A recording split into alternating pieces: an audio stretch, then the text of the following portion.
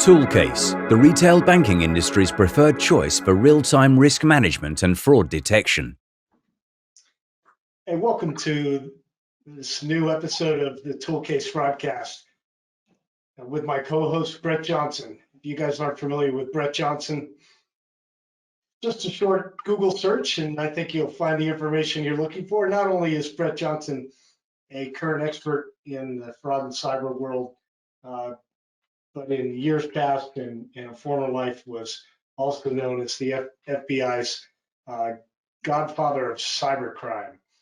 And Brett Johnson, after many years of working on the other side of the law, has joined the ranks of the FBI and the Secret Service and other entities working to combat cybercrime and fraud, and is a well-known speaker and an expert in the industry. Always glad to have him by my side in discussion. Brett, it's great to see you again. Sam, it's been a minute. I am great. I'm happy to be back. I hope life's been treating you good. Very well, thanks. And before we introduce our guest, I want folks who are being able to benefit from the audio version or the video version of this FraudCAST to know that Brett Johnson is also AKA Santa Claus. Ho, ho, ho. Looking great, my friend. So I wish everyone great tidings of good joy, or good tidings of great joy, or tidings of some sort. I know you're excited to talk to our guest today, as I am. Sean Knudson. Sean, is that correct? Knudson? I like to say Knudson. You know, Knudson? That's a K, hard K. Yeah, my apologies. Knife, you know. I'm glad you said it, because I was going to say it wrong to beat all hell. You can bet on that. Knudson, Knudson. Hey, however it comes out, we're good. Just don't call me Scene, right? Call me Sean. Right. No, that's right. You know, we've had the pleasure of working together as a client-vendor relationship for years. We've gotten to know each other. But I want the folks to have a little understanding of your background. Sean is with Canvas Credit Union, located here in Denver, Colorado. Great partner to us and doing great things for the local communities here in Denver, Colorado. Over 20 years of risk management and leadership experience in fraud compliance with large and multinational companies such as Charles Schwab, et cetera, where he was a senior consultant.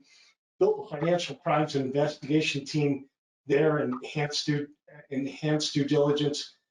Have worked with Visa as a senior director in global AML compliance, led global teams and conducted licensing due diligence. I've also worked with Western Union as a director of global AML and M&A and due diligence, BSA and OFAC. Sean, lots of great experience in the world of analytics and financial crime for sure. Tell us a little bit about Canvas and what you're working on today in the current role. Yeah, you bet. Thanks so much, Sam.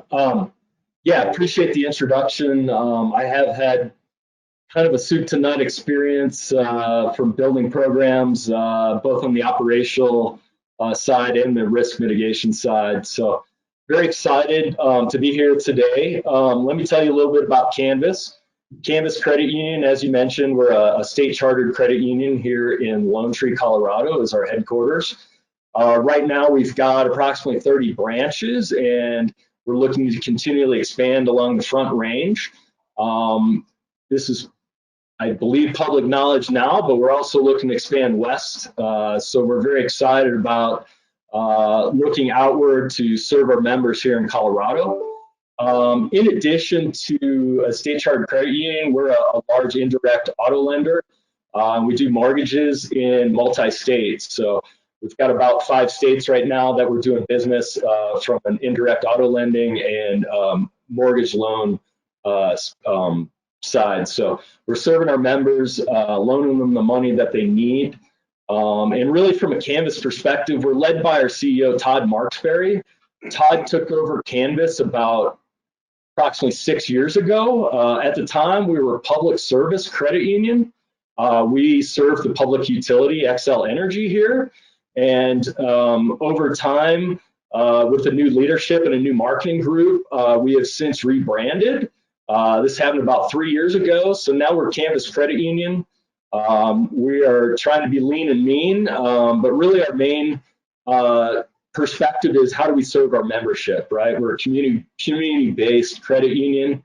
We're really out there to serve both our members and the community, whether that's through financial services or some other form of service. We're really large in the industry, supporting our first responders.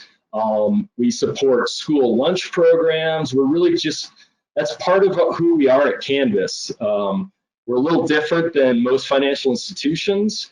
We really try and bend over backwards for a member and really go that extra mile for them to try and differentiate us. So times are changing here at Canvas. We have really just passed, I think, $3.5 billion in terms of total assets.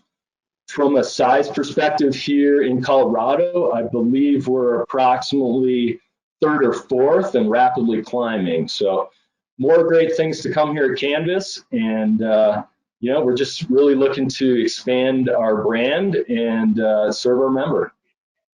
I think it's outstanding. I truly do. Well, I mean, sorry, I just got to say it. I mean, Sam gave your bio there, and I'm already impressed to be all hell. Then you're talking about what Canvas is doing. I think it's outstanding. I truly do. Appreciate that, Brett. Yeah, we've come a long way, and we're really out in the community to just try to serve our membership. And it's a passion internally here at Canvas as well. I think from the top down, really Todd sets that direction for us, and we take his lead and really try and serve that member, and that's our main focus. From my perspective, right, what are we doing? We're in risk management, fraud, cards, disputes. Really, we're just trying to make sure that nobody's stealing money from Canvas and nobody's stealing money from our members. So we kind of serve. That's a good goal to have. It is. Feels like a lot of pressure, but we kind of look at it as our challenge to really get out in front of the fraud. And part of that really is leveraging the informant ToolCASE system. We really, rather than be reactive, we're trying to flip that script, right? We're really trying to get out there with member outreach, identifying those risky scenarios, and really try and get out in front. So both the member has a great member experience, we save members money, and even better, we save in Canvas money. So we leverage today that our ToolCASE informant system. Sam, as we'd mentioned, right, informant ToolCASE has been a great partner with us.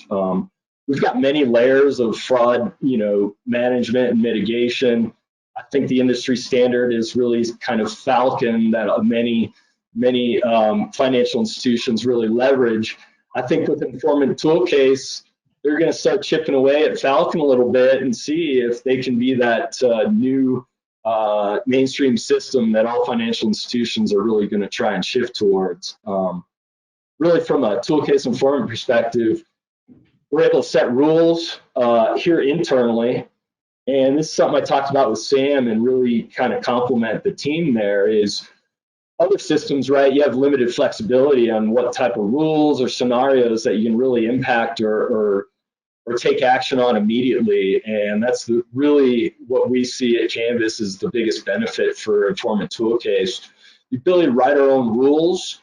We're identifying trends, whether that's through the AI score with informant or just simple dispute analysis, and we're coming up with different trends. We're able to really act quickly and efficiently to really try and put rules in place.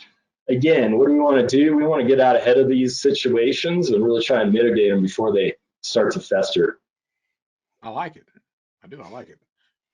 Let me ask you. So the reason for the ridiculous hat, I just got through, not 30 minutes ago, got through doing a webinar for AARP. I'm spokesperson, ambassador of them, whatever you want to call it.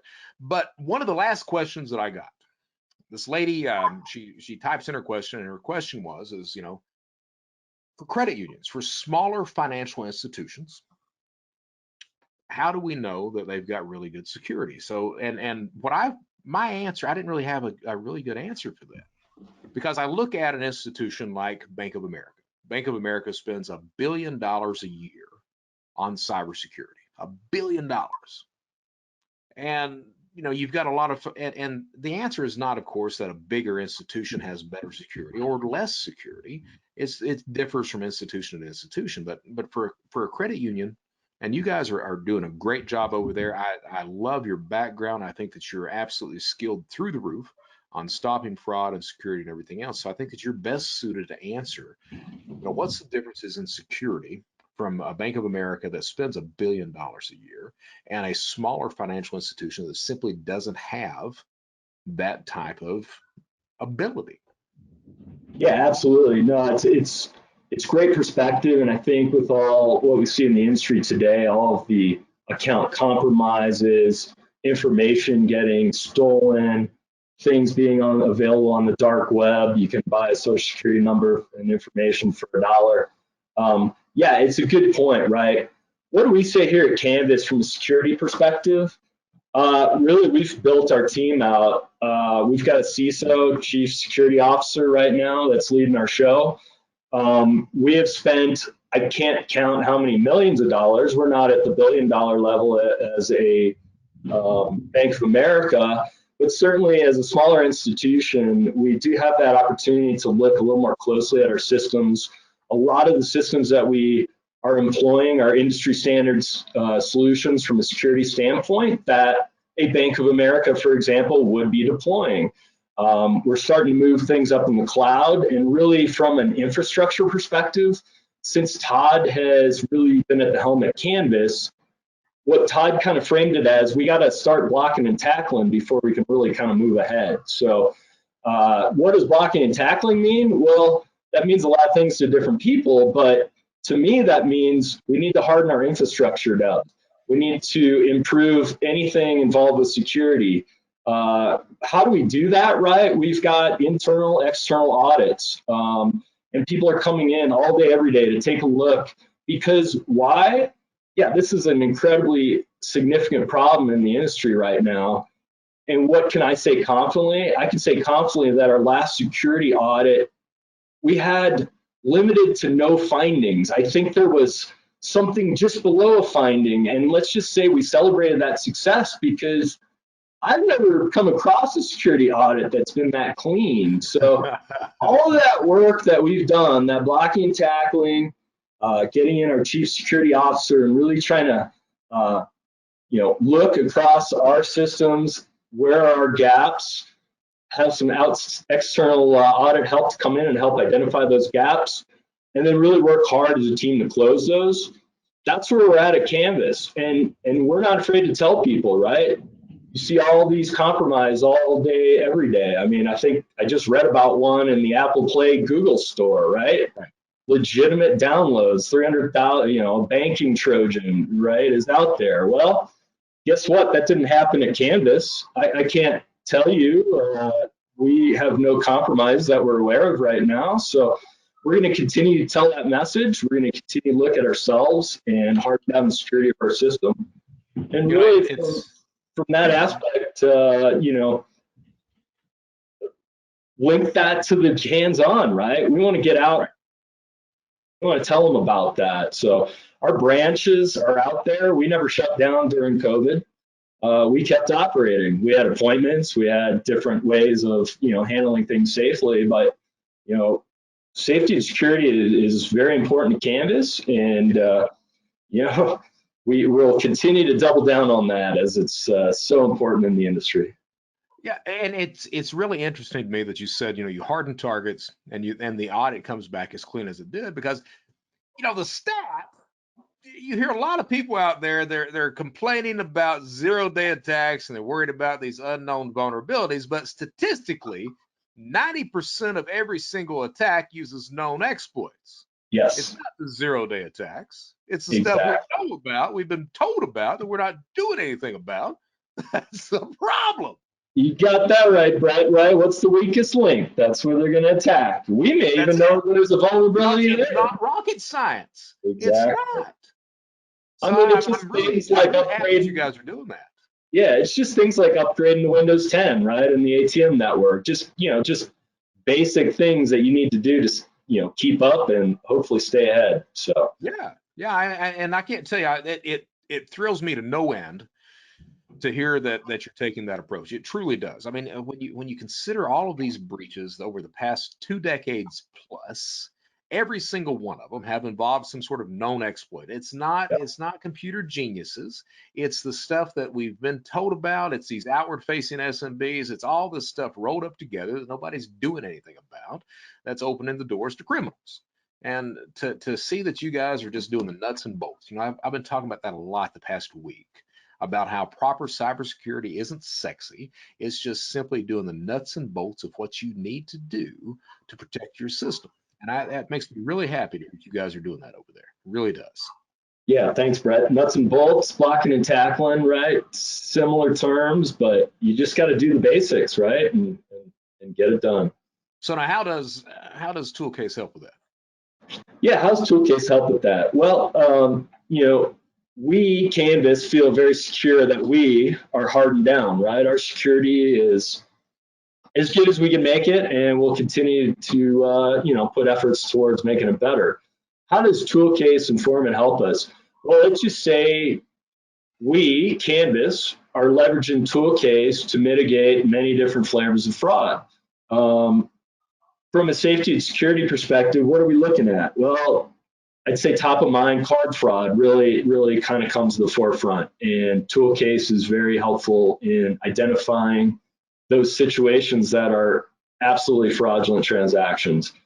We've worked with ToolCASE to come up with various rule sets, whether that's just frequency of transactions, whether it's certain dollar amounts. Those are just real basic ones, but we can also put into play if this happens, then that, right? So maybe you got a test transaction, right, for $1, a few cents, followed up by a larger transaction. Well, that's something that both our rule is going to identify and the AI score that Sam's team has put in play to really bubble that risk up to the surface, right? We can write rules till we're blue in the face. I think when I started, we were working like 40,000 alerts a month. Well, that's utterly ridiculous. I don't know how you find a needle in a haystack out of 40,000 alerts, right? So I have worked with my team, and we've really worked to refine the rule sets, right? Why are we spending all our time trying to find the needle in the haystack? Let's use the system and the capabilities of the system to really point us in the direction. I kind of look at it as a directional finder. It identifies some fraud scenarios, but it's also going to help us with trending, right? If the same thing continues to show up over and over in ToolCASE, well, guess what? We're going to go back. We're going to work with our teams to either write a Falcon rule to knock that down, right, or decline that transaction immediately. We're going to be reaching out to our members. We're going to try and educate our branches and our comm center and our staff.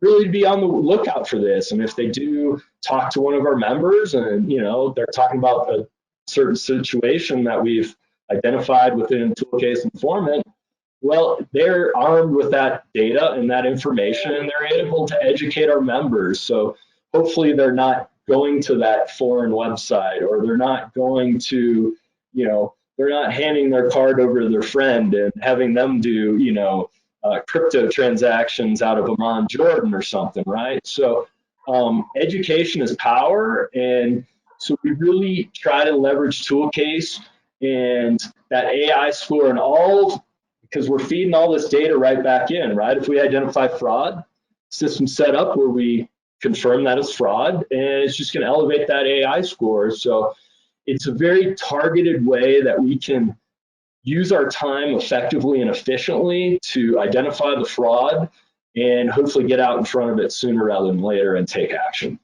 Okay, so let me ask you this, and I don't mean to be a walking advertisement, but for that to really be effective, it has to have some sort of ease of use to it. Now, and the reason I say that is I'm aware of some products out there that it requires almost knowing a completely different language to get the thing working. So, what about the ease of use with Informant and ToolCASE? Yeah, absolutely. I mean, from an easy use perspective, we've been working with Sam's team really to create the ease of use and make it better for us as well as other clients. So we've had a very healthy dialogue along the way of, yeah, what is going to make this better? Well, ToolCASE has gone ahead and they've really taken the position that from a visual perspective, right? They've created a, call it a dashboard, right? Where you're reviewing situations that you have written rules for to identify. And so they've made it incredibly easy to sort our rule sets out, i.e., right, what's the first thing we do? Well, we click on the AI score and we'll work the highest AI score first. That just seems intuitive and logical. From that, right, what happens when you click into the alert itself? Well, that's where all this visualization pops up. And they really try and give us just visual clues so we don't have to go too far under the hood and really dig deeply. They give us all these visual tools that we can assess the situation hopefully quickly and understand what's going on without really having to do a complete account review. You can do one quick look, and then if you identify that it's fraud, right, what do? Click a button, confirm fraud, right? We've got the ability to put notes in the account. We've got the ability to create a fraud case if it is confirmed fraud.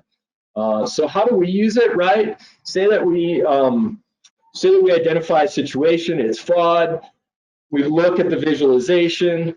We click on the button. We're confirming fraud. We reach out to the member. We call them. We give them a heads up.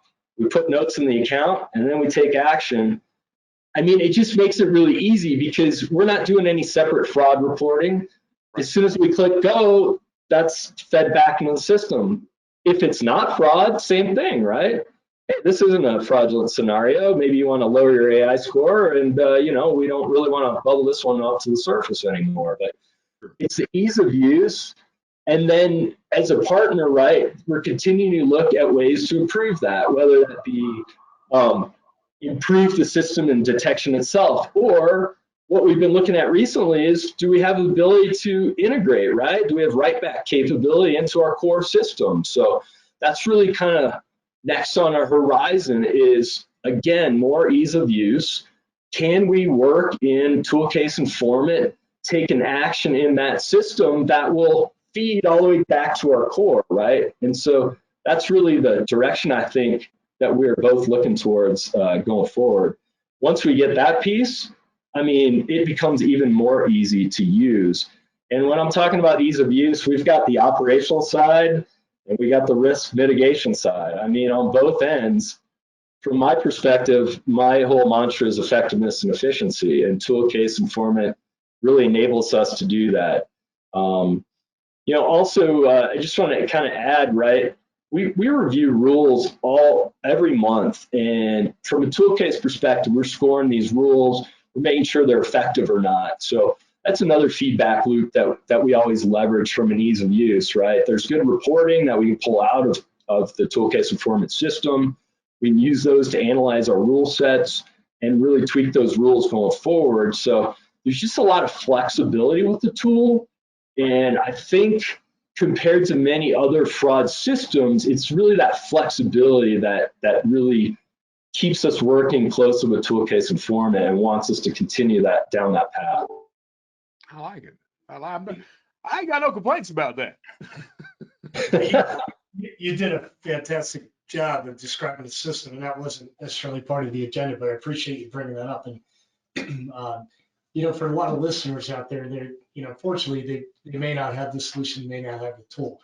I'd like to ask you, Sean. I know you've got a strong background in analytics, and you hit upon something there I think is probably worth mentioning. We see a strong movement across the financial industry and other industries to boot. People trying to get their arms around their data, right? They've been sitting on this data in various forms or aspects, many of which are siloed and not well integrated. You know, one of the things I think it's important for listeners, because we've been talking about the ToolCASE and Format solution to understand, is that the integration piece is really critical to be able to understand the data, right? You have to have the ability to look across multiple data sets. I don't know if people picked up on the fact that that we reach out and we grab the pre-authorization stream on that card detail, which I know makes it a critical piece for your investigative methods, but not everybody has that capability, right? So Right. what I'm curious, today we're and you could tell by Brett's costume, we're approaching one of the busiest fraud periods of the year. And I'm curious what, kind of advice you have to those that are listening right now. What type of immediate steps maybe are you taking, or should other institutions take in preparation for the changes that we're going to see in the spike in holiday spending? Yeah, thanks, Sam. You know how we're approaching it, we've got kind of a two-pronged approach. One is really education. We talked about that in the past. Education is power. Whether that's educating our own internal staff, our own internal family members, so they can do outreach as they're working with our members. But we're also doing that outreach different ways from a social media perspective, our website perspective. And we're really trying to make sure that our members understand that, yes, it is the holiday season. And yes, this is an uptick in fraud. Fraudsters tend to try and layer and hide some of their transactions in the significant volume here. We can also say that some of our members might be doing a little cyber shoplifting at the same time. First-party fraud is definitely a challenge as well. But really, one angle, right, education. So internal family members, external.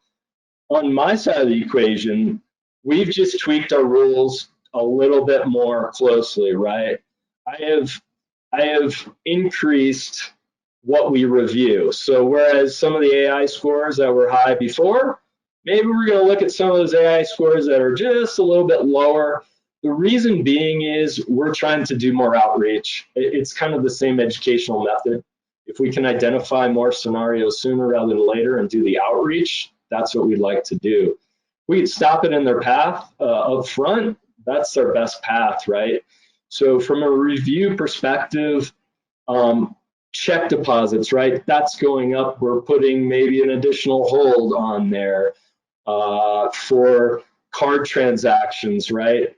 We're seeing a lot of really strange transactions out of foreign countries. I mentioned the crypto earlier. We're really trying to be more in tune on those negative scenarios that seem to be bubbling up sooner rather than later. What gives me the biggest heartburn is the target breach. I was working at Visa at the time, and let's just say I consult all the big banks on this target breach and what they need to do and all this great stuff. I mean, what we tell our members is we've got great controls in place. And if you do have a problem, right, give us a call. We'll fix it. And that's the other side of my responsibility. We can file card disputes. We can make a member whole. We're very member friendly here. But I also have a fraud investigator that, we're out there trying to put people away. We just got a federal sentencing on one of our Ryan Rivera. I don't know if you know the name at all, Sam, or heard it from other financial institutions, but we take perverse pleasure in actually going after these people and putting them away. So whenever we get a win like that, we try and celebrate our success. I know I'm a little off topic, but no, not at all. I just wanted to go to that topic because when we get those wins, right, we don't see them often, but when we do get them, it's let's just say I might be taking a trip up to Wyoming to go see that sentencing. So good.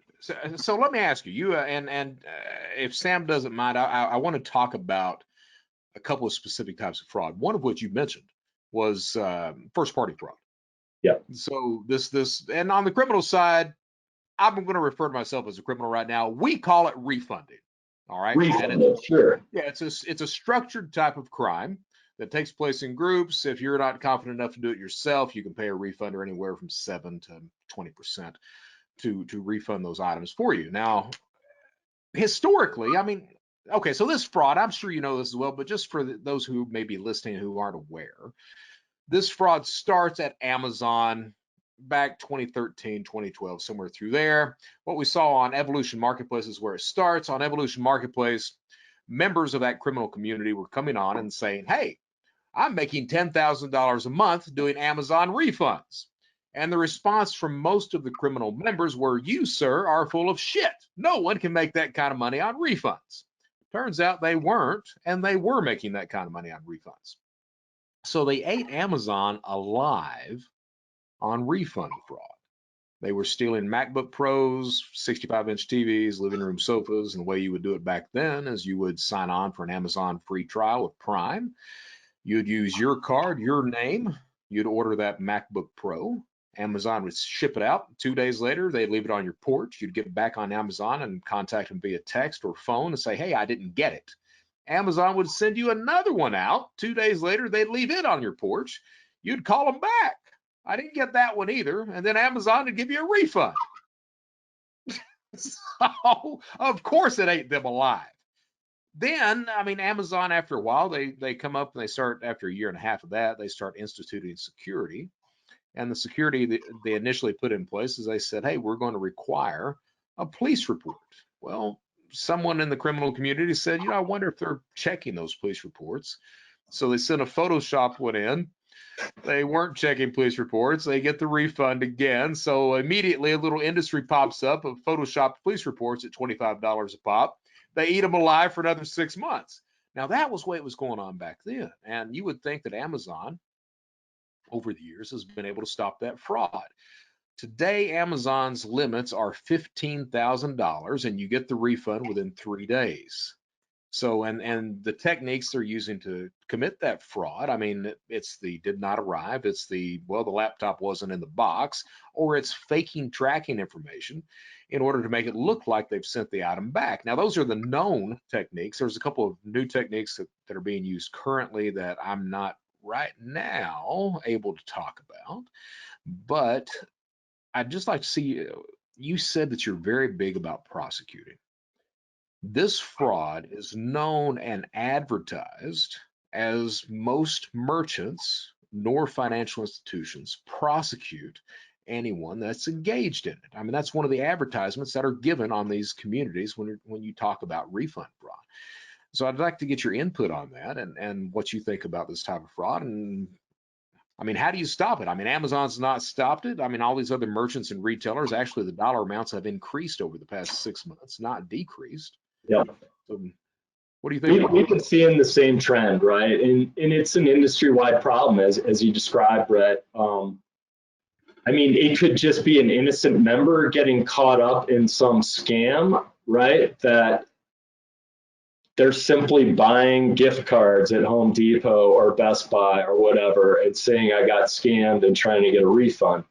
We know Reg E and Reg Z kind of work against us a little bit in the card dispute perspective. And so everything is very much customer and member friendly. And to your point, you're looking at it from a merchant perspective. Yeah, Amazon was getting their tail handed to them. I know Best Buy, right, started implementing a lot better controls and they're having a lot more success. But then you hear of well, if it's less than $900, we're not going to prosecute. And you just start wondering, right? You're like, well, if we're going to let all this little petty crime go and we're not going to do anything, it just, oh, well, if I could do it here, let's just up that game a little bit, right? Yeah. So we've got two sides of the equation. We've got the members that are overtly trying to defraud Canvas. They are signing up for accounts, whether it's under their own name or, quite frankly, we are seeing synthetic identities being submitted quite frequently. If that gets through our controls and somebody should acquire a credit or debit card, what we're seeing a lot of now is really people dumping in bad checks. Right. And, sure, we're putting holds on, but they'll social engineer a branch or the comp center, the whole will be removed, and then the money's gone.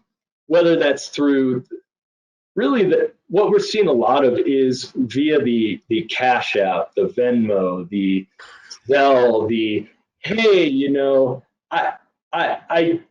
my account got hacked and all of a sudden my money went to Zelle, to this person. But oftentimes we're like, well, you sent it to yourself or somebody named the same, or they're not the schooled criminals, right? They're the ones that are just trying to learn. We have a big problem with kids and social media because we're so community friendly. You saw our kind of support, right? We're a big CSU supporter. We've got all those kids up there at CSU, and they all have their phones, right? And they're all looking to get something for nothing. So well, that's just I mean, you think about it. I mean, you got that kid in college. Yeah. Maybe doesn't have a lot of money, but he's wanting that PlayStation 5.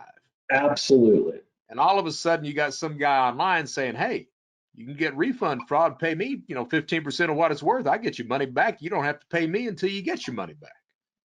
So I'll say, how do we handle that, right? Delicately. We have a very seasoned fraud investigator, Sarah Igo. She's very good at talking to people, and she's got contacts all across Colorado and outside of Colorado, so it's very helpful. Especially if we got contacts with law enforcement. So the refund fraud, right? Many times we get mom involved. It's the kids, right? We'll bring them both down to the station, and the kid cracks every time because what happened is, guess what? Mom and son, or mom and daughter, or dad and daughter, well, you name the combo, and they just got a joint account. Well, lo and behold, the kid's doing all this activity, refund fraud, whatever you want to call it, and unfortunately, the parent is going to back their kid up, down, sideways, and sometimes we'll pull them both down to the police station and really have them give their story. I'll say that we can't stop everything, right? To that point, we do prosecute, but well, that's it's like everybody else. We prosecute only at certain dollar levels, right? And only if we can partner with other financial institutions, right, to really build a case. But that's the thing is with these merchants, it took merchants forever to realize that, okay, yeah, you've got some of these kids or some of these which would otherwise be legitimate people, law-abiding people that sometimes engage in it. It took a long time to start to convince merchants that, hey, you guys aren't understanding. A lot of this crime is organized groups which are attacking your systems. It's organized groups which are coming into your environments, whether it be financial institutions or retail level merchants, and they're defrauding your systems. And I think that's one of the big things is when you talk about prosecuting, I am all for giving any criminal, except a kid, any criminal a good stint in prison, because believe you me, it does a body good. Yeah, I agree with you there. It's disconcerting, right? I don't understand where we've come that everybody deserves free money, but that feels like we're where we are today. So, yeah, I mean, I think we've all heard of the dark web, right? I mean, I've gone out and downloaded the Fraud Bible. I mean, it's pretty disconcerting. I don't know, Brett, you could probably do the Fraud Bible a lot more justice than I can, but I mean, that outlines any and all techniques you possibly want to try or do, down to the level of how do you hack into various systems. And so what's even more concerning, Brett, is the kids, right, where they're getting these social media and you want to just make a quick $100. And then pretty soon, back and forth, pretty soon their account is negative $1,500. It's tough. So back to the refund fraud, right? What are we doing there? Again, we try to identify it early. I've got a crack team of dispute analysts. We'll go out and honestly, if we believe that there's the member is complicit, we're going to decline their dispute and hold them accountable. Good. Sometimes we waver a little bit, right? Because Reg E is pretty straightforward. But then again, it's if you are a fraudster and you are trying to steal money, that carve out's not there anymore. And so we feel strongly about that. So we really try and hold the line. It's challenging at Canvas only because we're very member friendly and we're going to give the member the benefit of the doubt. So in the back office here, we've got a lot of sticky situations, but just from a fraud loss perspective, I mean, since I've been here, We've reduced fraud losses year over year the last 3 years, about 17.5% per year, which is great. It is. But now that, card volumes are increasing, naturally those just kind of correlate to higher fraud volumes or fraud losses.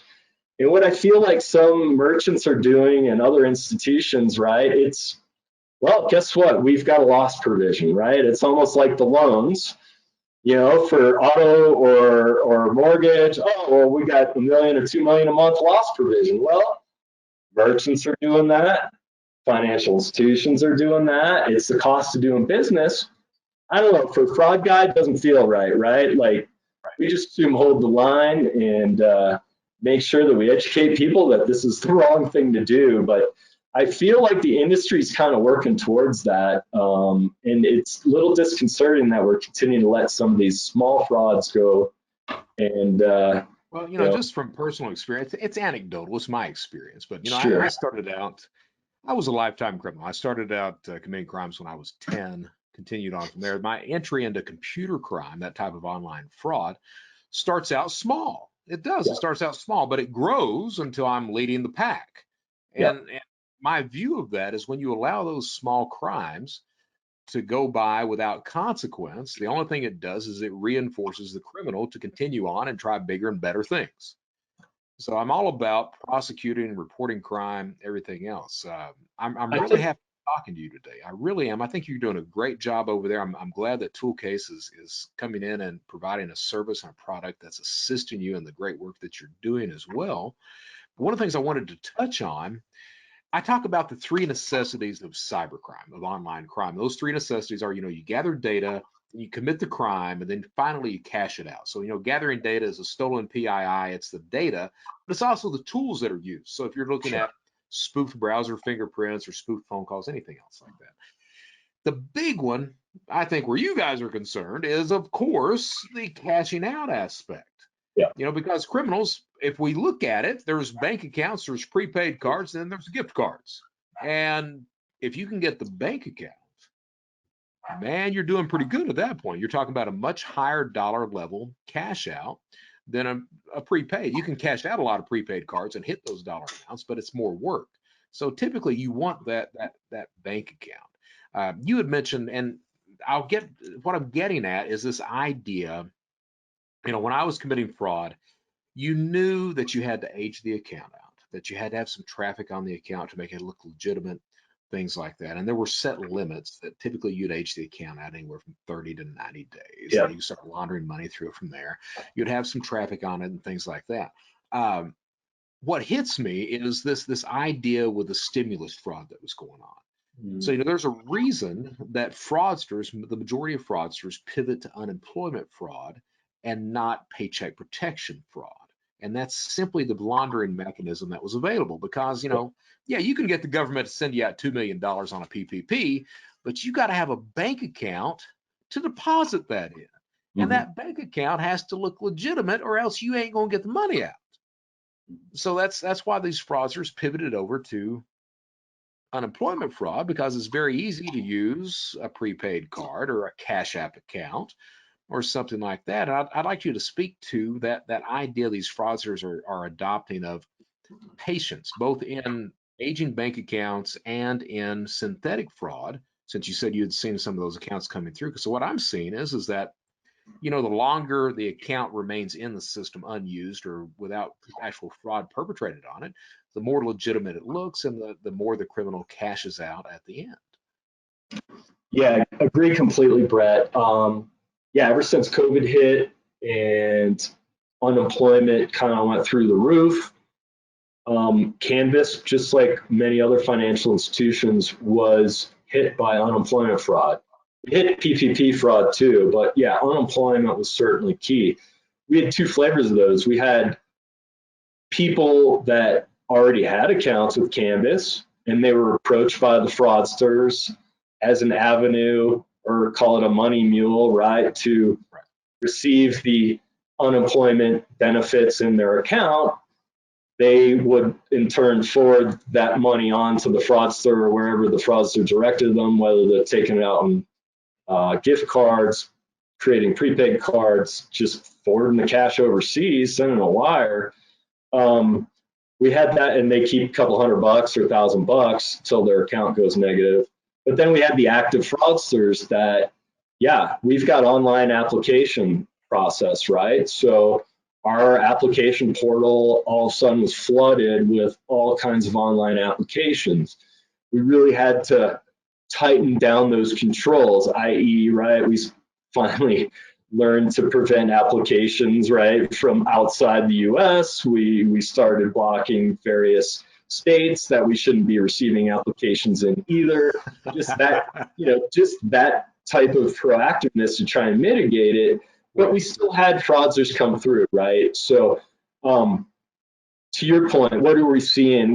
We're seeing IDs, we're seeing fake Social Security cards, we're seeing fake you know what, right? And if you're not looking at it in a documentary environment and really scrutinizing it, you can let some of these folks in the door. And we had to put a lot of special processes in place really to look for these scenarios, identify the new accounts that were popping up, right? If I'm looking at an account and I'm reviewing that account and the credit history is nil, and well, let me rephrase that. We know it's not nil from a synthetic identity, right? Right. Whether they put it into Canvas and did an inquiry to create a credit, bureau file, whether they did it at Canvas, did it somewhere else, and then came back to Canvas, or like vice versa, right?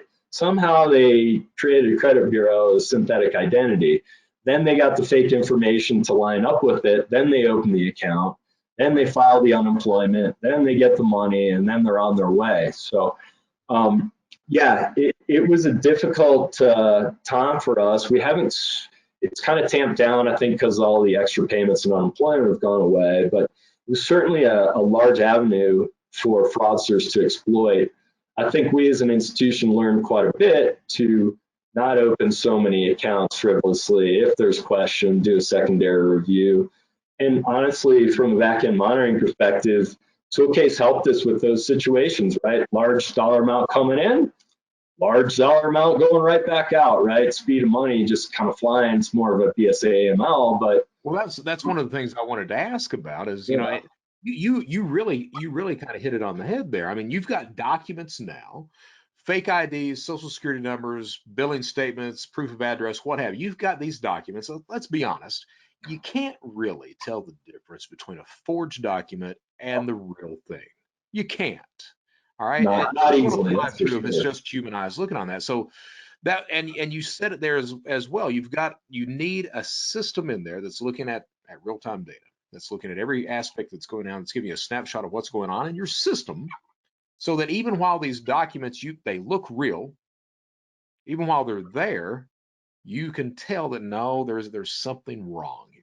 Yeah. And you can do that. And I appreciate you bringing that up, that ToolCASE does allow that possibility, that it does that for you. Because let's be honest, a human being, if I'm just looking to get my way past a human being, I can do that all day, every day.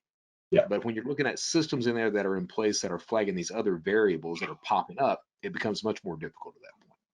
Yeah, and ToolCASE Informant's hooked into our core. So we do have all of that data, right? So we are able to spin that data around and look for those variables that are not right and take action quickly. So it's very helpful having such a tool that can organize all the data the way you need it to, especially from a risk perspective. I know Sam's trying to leverage ToolCASE Informant for a lot of other different uses outside of just risk, but from a risk perspective, we just really appreciate the fact that it can interrogate all that data and synthesize it for us, point us in the right direction. It's just very helpful. I wanted to bring something. I'm going to go back in conversation a little bit. You guys have been talking about the cost of doing business taking on this loss, and I think you started this conversation today with illustrating how you guys had taken a proactive step in what you could do to manage your fraud. I think we're not only, did maybe consumers not tie pieces together when it comes to the cost and to them as individuals when fraud and loss becomes an issue for a financial institution. But I think sometimes it's lost for financial institutions and themselves. But you know, if you take that scenario of rising, and look, it's not going away as we become more digital in what we're doing today. And COVID launched us into that, and many financial institutions way more rapidly than anticipated into a digital enterprise environment. But it's only going to get faster, right? We're just on the cusp of faster payments. You've got Zelle launching in FIs across the nation. You're seeing evidence of this. Fraud's already prepared to happen quickly, right? What's not prepared to happen quickly is the mitigation and the investigated side of things and detection side. And this ToolCASE pitch with the exception of what we do from a real-time perspective. But where people are, I think, oftentimes missing the connection, whether it's students that are talked into committing crime through some type of social mechanism at college, or consumers thinking get away with some of this refund fraud. From a financial institution perspective, as fraud and loss increases, it becomes that much more difficult for that financial institution to turn around and offer competitive products, because you've got to be in it to cover your nut, right? There's no free lunch. You got to be able to turn some type of profit. In the sense of or in respect to the losses, as you guys are experiencing losses and taking on bigger charges, you may be able to make the customer whole, but that's at a cost to you. I think a lot of people don't recognize, because you're bonded and insured against those things. Your premiums, your deductibles are going up. If that cost of business increases, it's being passed off to the consumer. So I love the fact that you've admitted and you've taken that progressive strategy, because you guys get it. Canvas understands the relationship, and I've heard you say over and over and over again the commitment that you have to the members in ensuring that you're trying to do the best for them. So I think it's important for them to realize that members, that when they're offering up that education and you're talking about the proactive steps and the mitigation efforts you're making, and the fact that you're calling them on the phone and telling them about fraud before they've even been made aware of the fact that it happens, that's a critical message to a customer. I've been on the other side of that, where we're doing the detection and we're calling our financial institution and alerting them to the fraud. And sure, they can make us whole, and we can wait 5 more days for a new debit card to arrive, and then make all of our auto pay adjustments.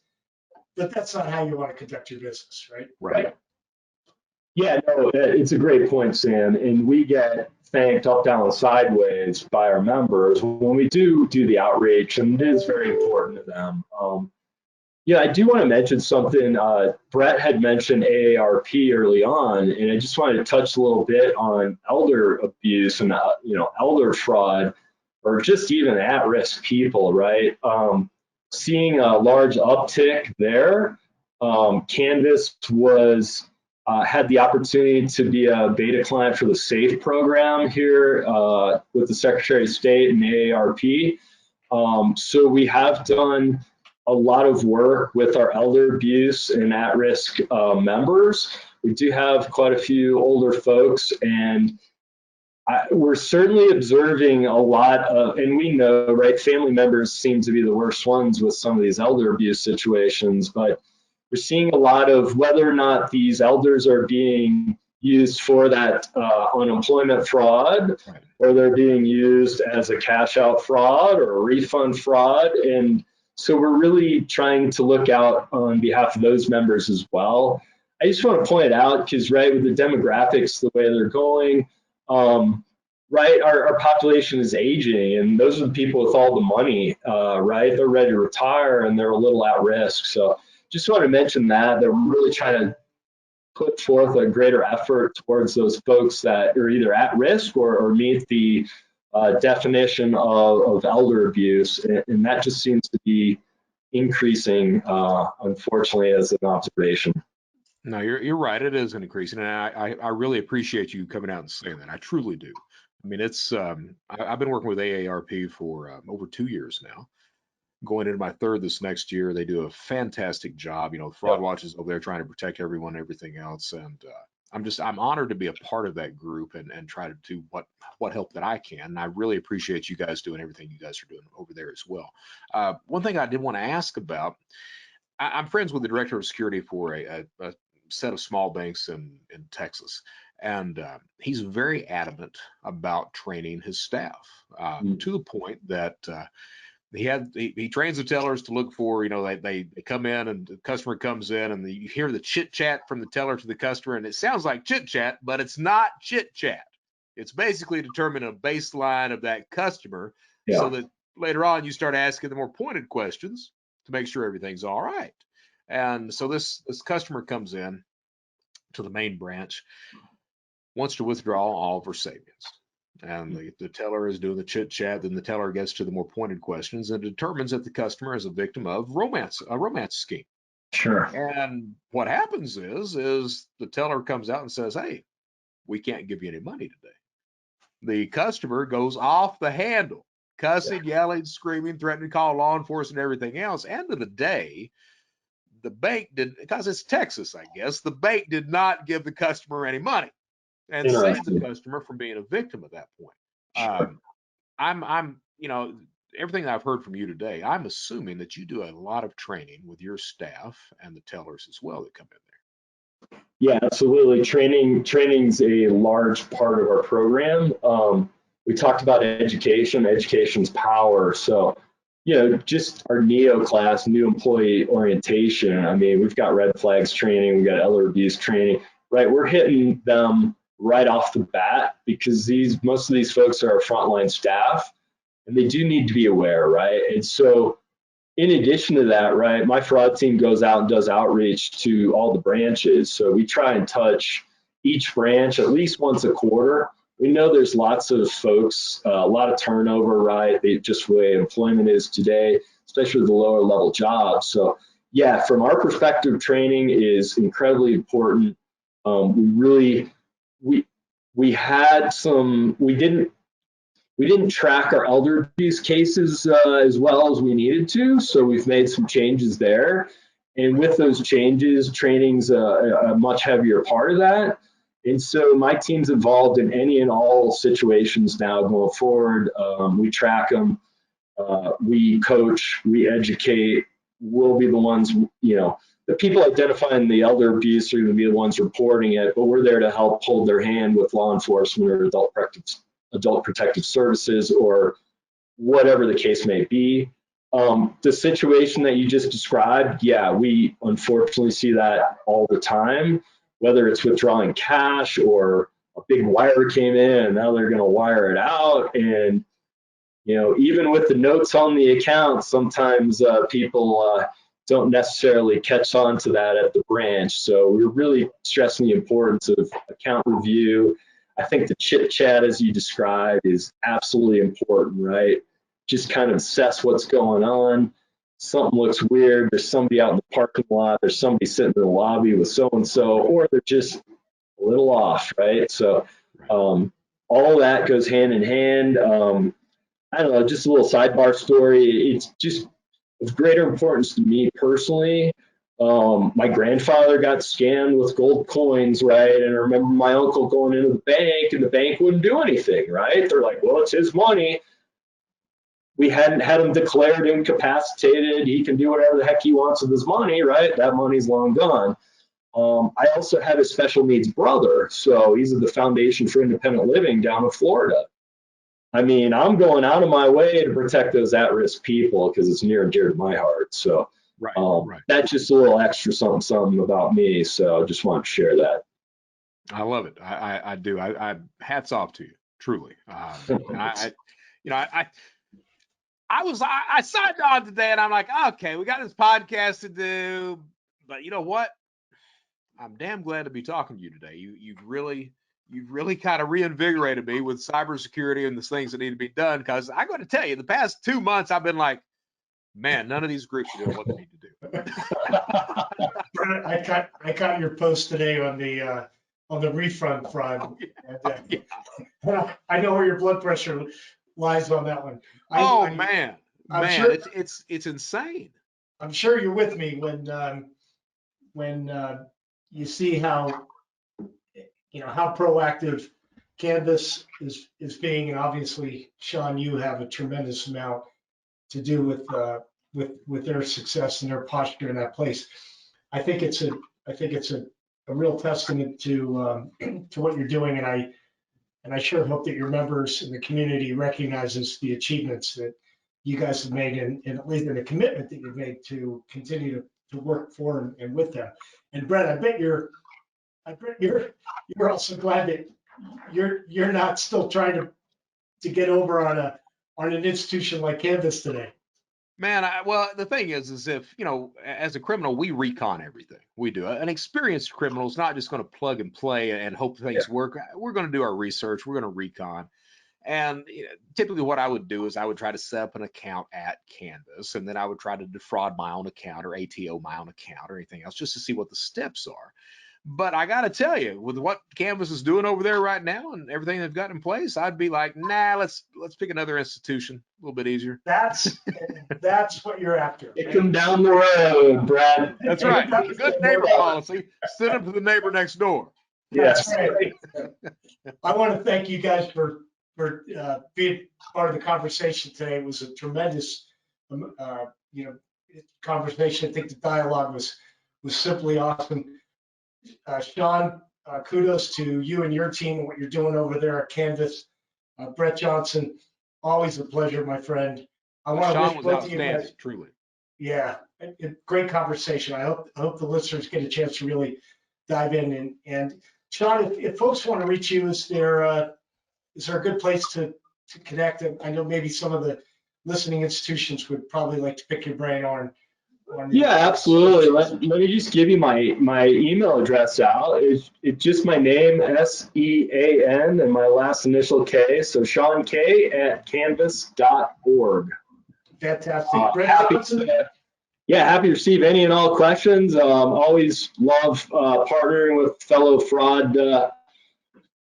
Well, I don't know what we call ourselves, but you're a good guy. You're still a good guy. We're the good guys. We're trying to be, right? We all commiserate with all these fraudsters, and what can we do with them? So, Brett, always pleasure getting to know the criminal side as well as, sounds like you're doing a lot of great work. So appreciate you having me on. This is great.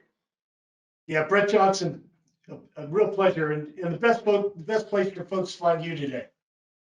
Where can you find me? Find me on LinkedIn. I'm all over LinkedIn most of the time. You can find me at my website, Anglerfish. That's ANGLERP as in Paul, HISH, anglerfish.com. Hey, I'm also, I had a couple of podcasts. Those took a hiatus. I'm launching a new show in January, the Brett Johnson Show. Imagine that one. So tune into that in January. It'll be on Spotify, be on iTunes, all that good stuff. But if you need anything, don't hesitate to reach out. And by all means, pay attention to the good work that Sean Knudson is doing over at Canvas, because I tell you, there's not a whole lot of institutions that do it as well as what he's doing right now, and it's worth looking at, truly. Appreciate that, Brett. And we couldn't do it without Sam's help and Informant ToolCASE. So really appreciate having the right tools to, bring it home and protect our members. So I want to wish you guys a happy holidays. Thanks for tuning in and being part of the show. Happy holiday. Happy holidays, everyone. Take care. Go bust some fraudsters.